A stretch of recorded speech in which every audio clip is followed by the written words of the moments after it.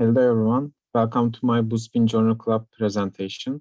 Today I'm going to present electrical manipulation of antiferromagnetic easy axis in iridium manganese and permalloy exchange bias structures. This article published by Jamin Kang, Byung-Gung Park and their collaborators from Korea. First of all, I want to talk about characteristics and pros of antiferromagnets. Antiferromagnet materials with neighboring magnetic moments pointing in opposite directions exhibit the absence of macroscopic magnetization and robustness against external magnetic field. This, together with Terrar spin dynamics, promises the development of antiferromagnetic-based spintronic devices. And also, they give opportunity of high-density integration and ultra-fast operation that can be transcend the capabilities of the existing ferromagnet-based spintronic devices. But on the other hand, the negligible net magnetization makes it difficult to control antiferromagnets with external magnetic field. Therefore, finding efficient manipulation techniques for AFMs, preferably by electrical means, is of critical importance to realize AFM-based spintronic devices. Previous experiments done on this subject. To date, the manipulation of antiferromagnetic moments has been demonstrated in epitaxial antiferromagnets with broken inversion symmetry, or antiferromagnets interfaced with heavy metals, which we use, in which spin-orbit torque drives the antiferromagnetic domain model. But in this article, they report electrical manipulation of antiferromagnetic easy axis in iridium manganese permalloy bilayers, which does not include any heavy metals. Electrical manipulation methods. Electrical manipulation of antiferromagnets can be divided in two subcategories.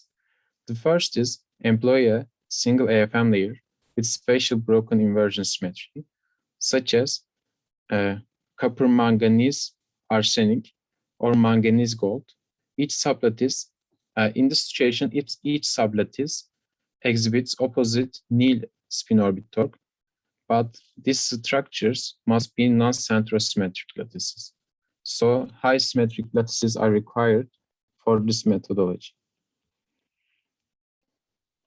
For the other type, AFM heavy metal bilayers, in which the AFM moment controlled by the spin current generated by the spinol effect and Rashba addition effect at the interfaces.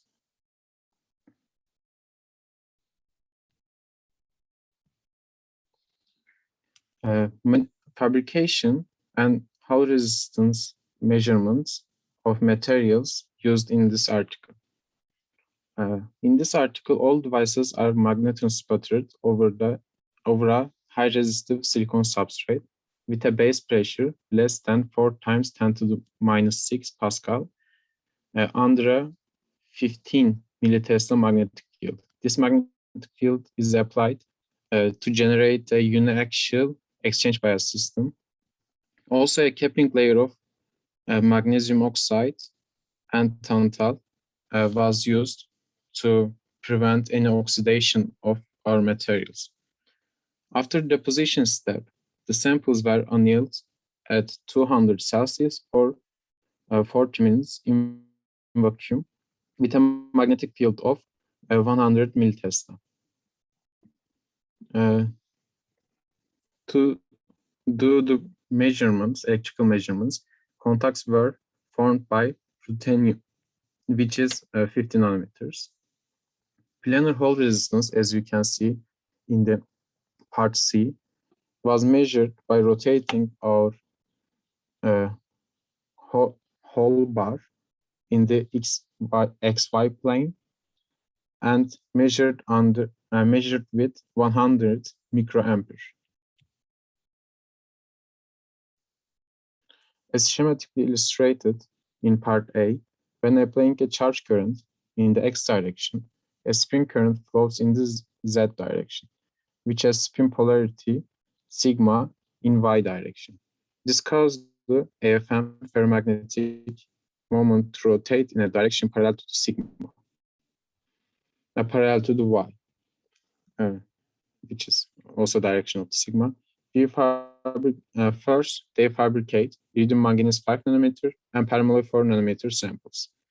And after the subsequent annealed under magnetic field, they first done VSM measurements to get the exchange bias measurements, which you can see in the part B.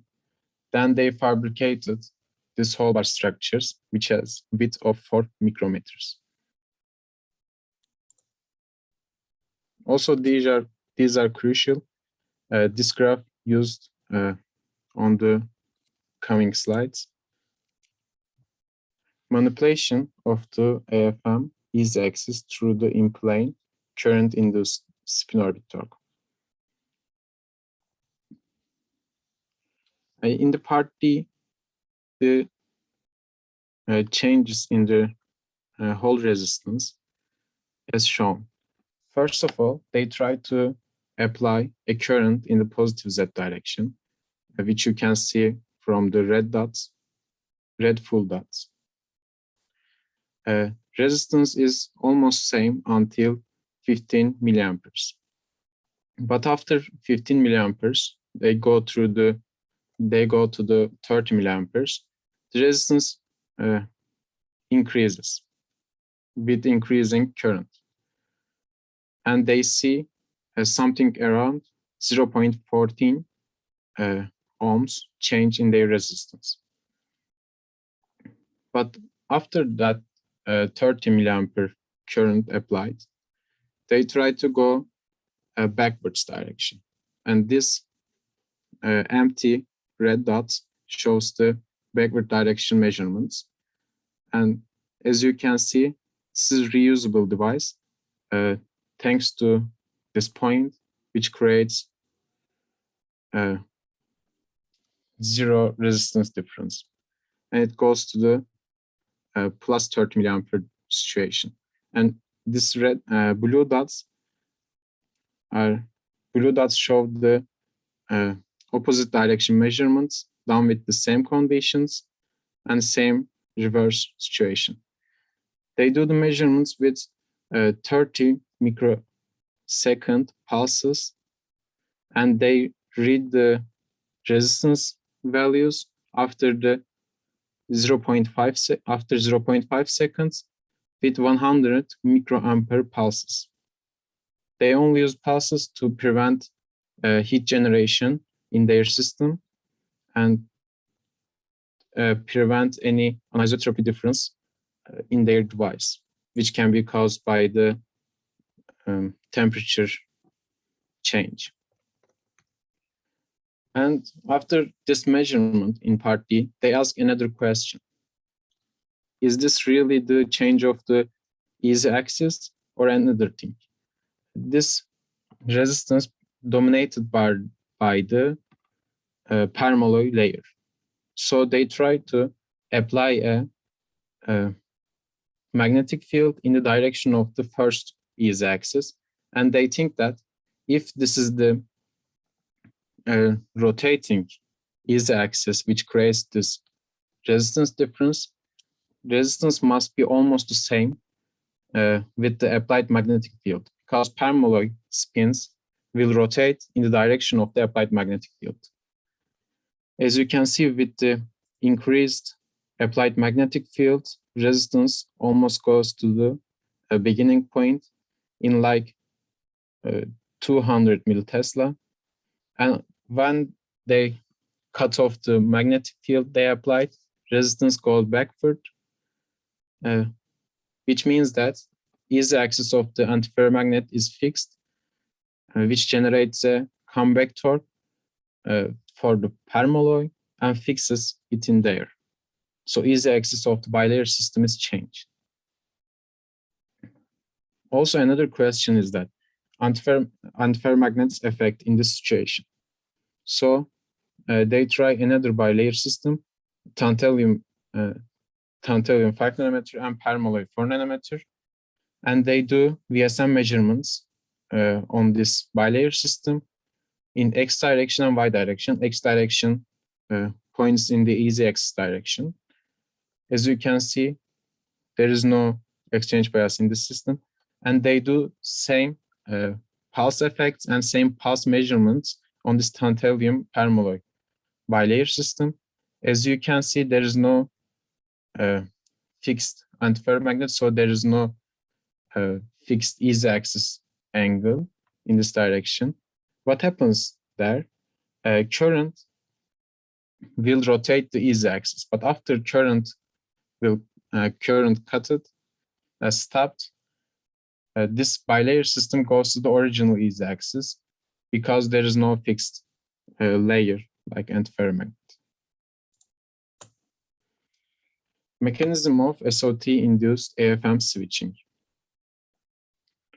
Assuming that spin current is only generated in the iridium manganese layer, there's two possible mechanisms which can induce this kind of switching behavior. First, the spin current exerts torque on entire antiferromagnet moments, like nil spin orbit torque. And second is that spin current induces spin accumulation on the interface and controlling magnetization. First suggestion will not depend on the which layer deposited first, permalloy or iridium manganese, because torque exerts on all antiferromagnet moments.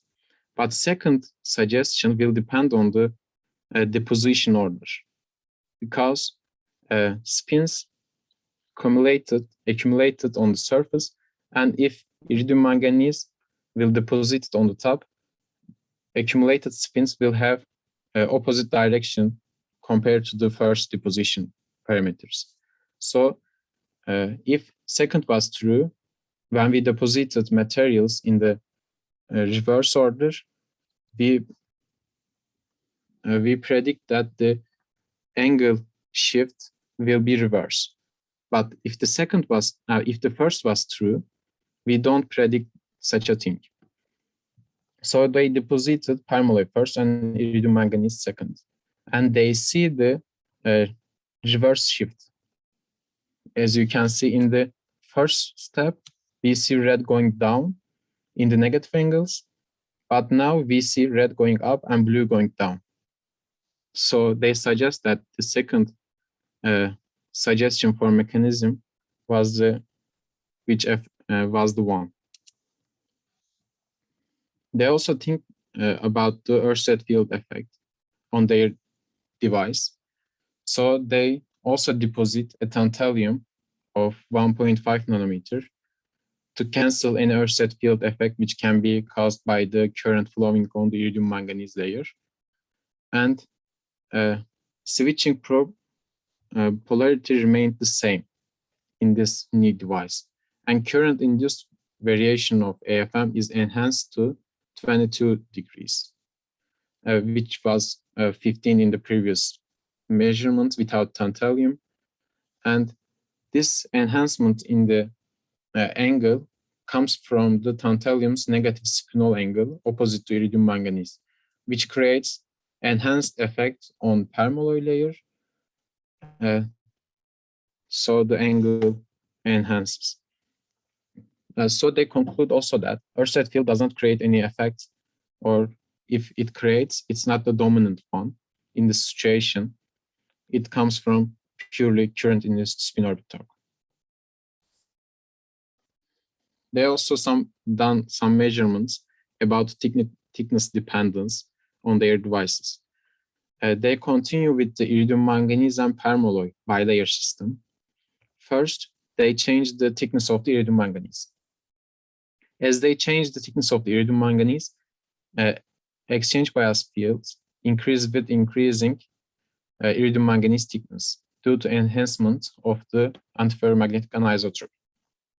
Maximum angle value achieved by spin orbit torque is gradually reduced as thickness of the iridium manganese is increased. Angle can be further enhanced by reducing of the antiferromagnetic anisotropy as long as the exchange bias coupling was successfully accomplished.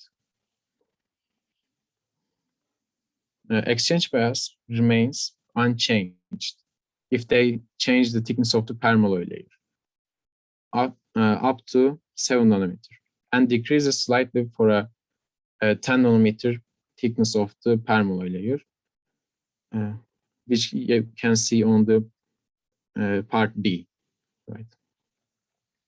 This is the weighted situation for exchange bias system because with increasing thickness of the ferromagnetic layer, exchange bias decreases. And also, as you can see on the part E, angle remains the same with increasing permalloy thickness. So they suggest that this shifting of the AFM and permalloy system's angle depends on only the interface. So they conclude that it's the interfacial effect, so it does not depend on the thickness of the permalloy layer. They also try to use this system, this device, for neuromorphic computing.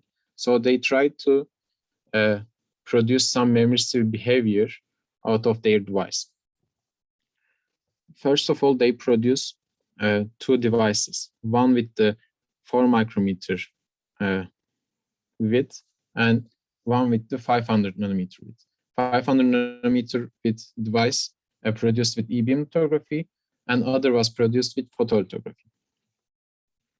They do in total 4 experiments. I put only 2.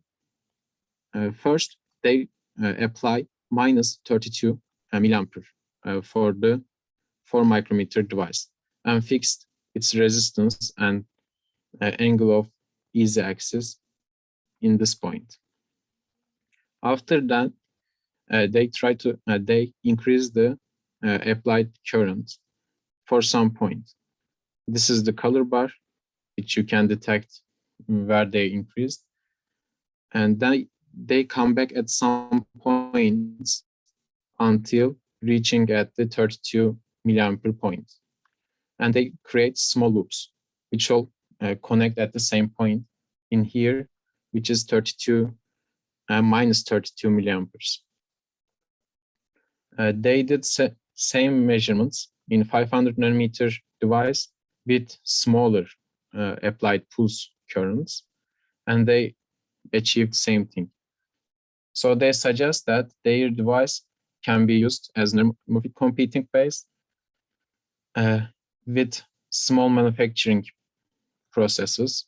So gives high density of computation and high success rate in neuromorphic computing.